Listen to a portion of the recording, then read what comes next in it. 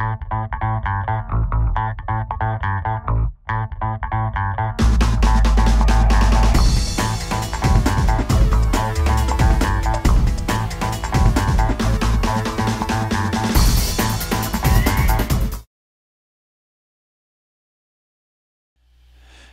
this is SRJ26. Welcome back to my tutorial series. Today we are going to be talking about how to build underwater. There's a lot to cover, so let's just jump right into it.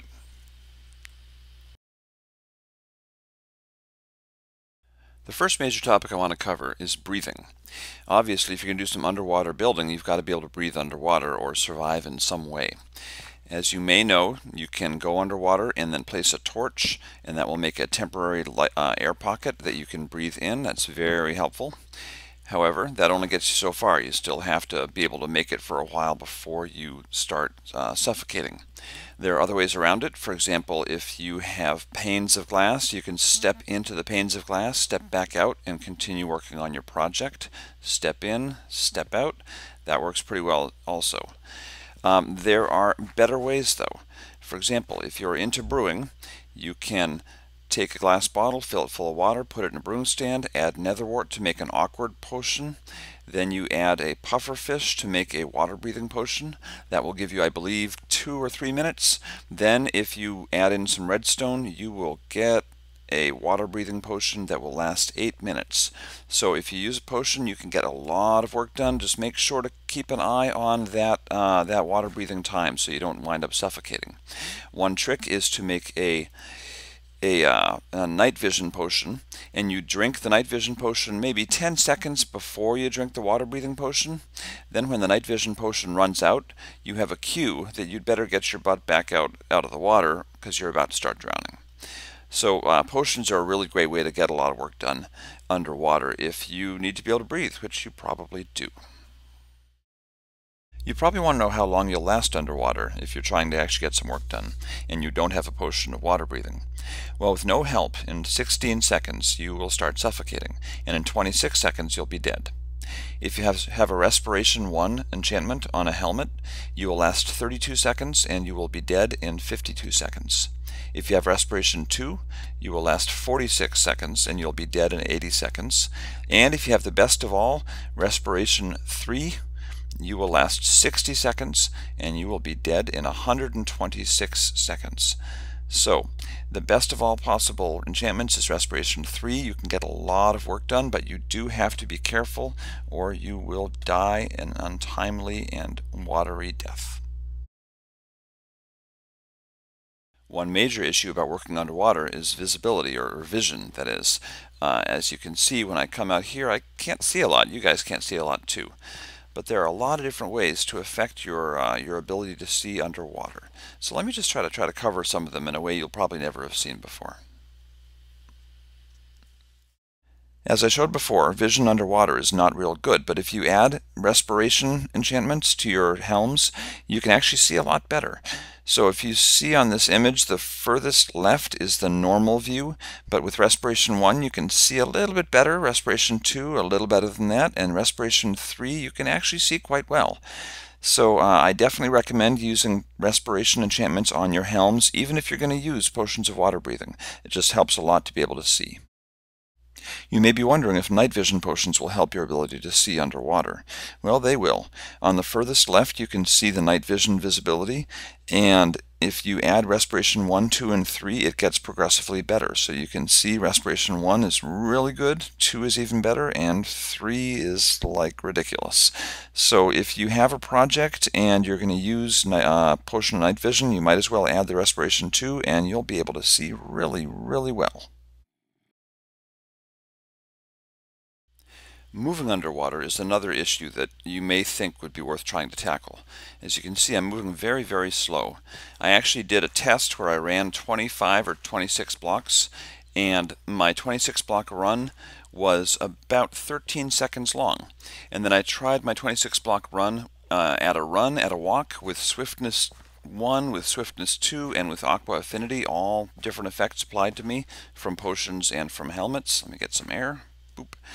And it was all still 13 seconds for my 25 block run, and it was the same whether I was submerged or half submerged. So what I figured out, at least for my testing, is that you're going to be slow. There's no way around it. If you're going to do work underwater, you're going to be slow, and there's not a lot you can do about it. So unfortunately, until Mojang tweaks their game, unless I miss something, there's no really good way to get around down here. You just got to sort of swim as fast as you can, which is not going to be very fast. One thing you should know about deep seas is that if you try to swim to the bottom of a deep ocean biome, you can easily start drowning right when you hit the bottom. They are that deep, and it's that slow to get down there. But there is a trick. If you use an ender pearl, you can get there really, really fast. Let's see if I timed this right or aimed it right. It does not actually teleport you when it hits the surface. It teleports you when it hits the bottom. So if you are up on the surface and you want to get down to the bottom and have a few minutes to walk around before you start dying, toss an ender pearl.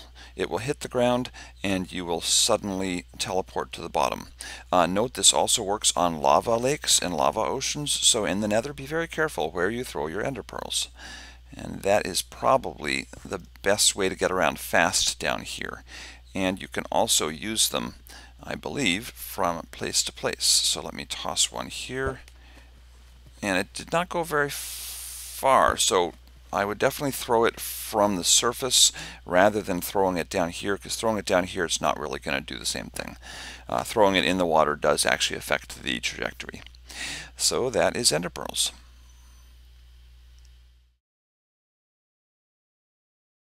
So the first major tip I have for you about working underwater is silk touch. You're probably going to use a lot of glass, and the reason is that there's no point not to. If you're going to live under sea, you might as well be able to see the pretty blue water.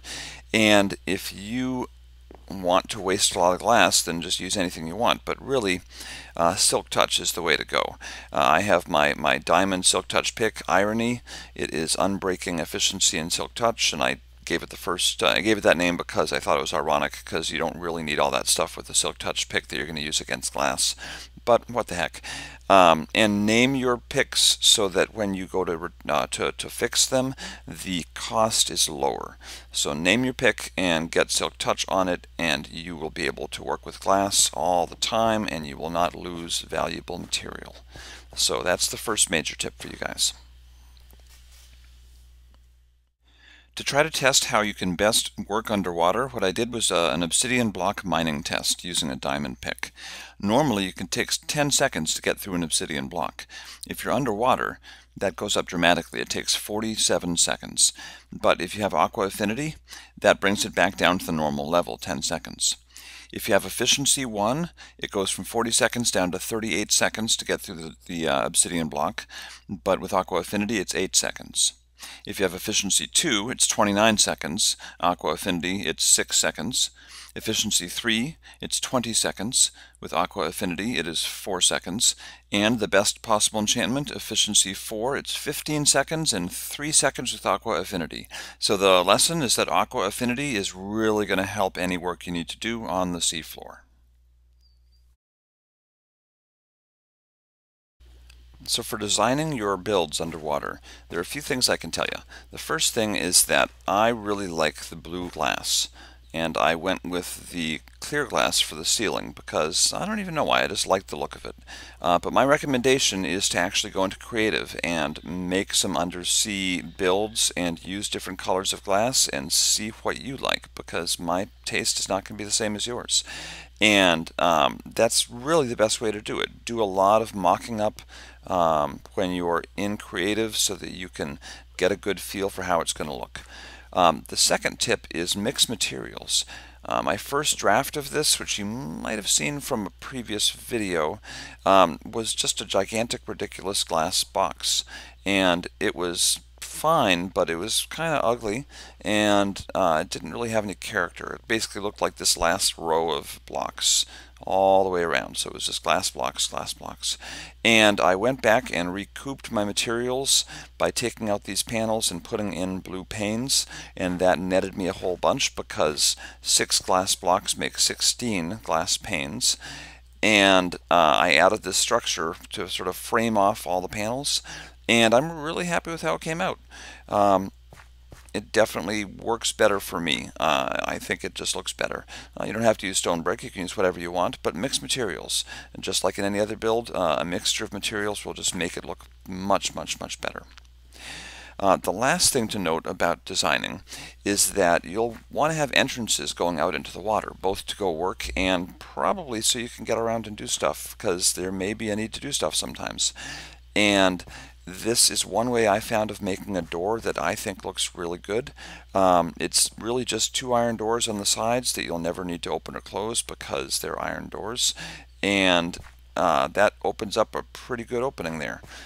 Here we've got a corner that you can just walk into and you go right out, and it's just based on the way that the blocks line up. I wasn't able to make any other really good doors that I was happy with, so you know, you can just plop a door down and frame it with whatever. That works okay. You can also use pressure plates to stop the water flow coming in. So there's a lot of different things you can do. That obviously would go out to an actual area rather than gravel, but I'll explain that part later, what I'm doing over there. So yeah, and definitely don't neglect the interior, because the interior is where you're going to be living. So spend some time making it look good. A spout entrance like this is fine. It's got a little hole down there. And I marked it with glowstone so people can see it if they're coming down from the surface. So they can sort of aim for that, and hopefully they will not drown. But it's kind of slow, because when you go out, you sort of have to swim up the current, and that takes forever. So I think walking straight out onto the seafloor is much better. And that's about all I've got for design. You can definitely see stuff if you look on YouTube, and play around in creative, because it's much easier that way. Get your mock-ups done and then do the real build in survival. So we are on to the most important part, the actual building. Behind me you can see some of my hallways or roadways under the sea, and you see a big mound of stuff behind me. Well, that is a form, and let me go over and take a closer look without drowning, hopefully. Let me get some air. And this form is going to be wrapped in glass. Actually, it's going to be wrapped in glass and in stone brick. And that is how I build underwater. I basically build up a form, and then what I'll do is I'll put whatever stone brick pattern I want to put down around this, and then I will wrap it in glass. I'll probably use glass blocks for certain parts, like these corners, and for the flat parts I may well use glass panes. And that will work to create the structure, much like these hallways, which were built in this exact same way. I just made this 5x3 pile of gravel, and then what you do is you go into it and you start digging it out.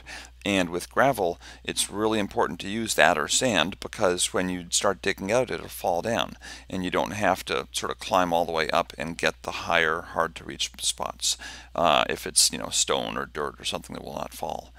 So definitely use gravity to your advantage, and that's basically it. Just make a big form, light it up, and cover it, and then dig it out. And I'm going to get back out of the water.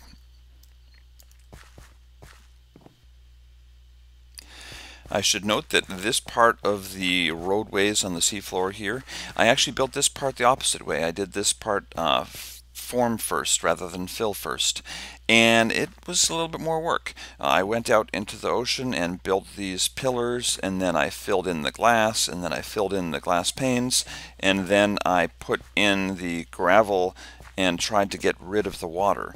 And I like doing form first better rather than fill first. I like doing fill first rather than form first better. Building the form and then trying to remove the water is frankly a pain. So yeah, definitely, from my experience at least, build a form and then wrap it in glass first, and it's just a lot easier. So you may wonder what walking around on the in some tunnels has to do with undersea building. Well, I found this this large cave here.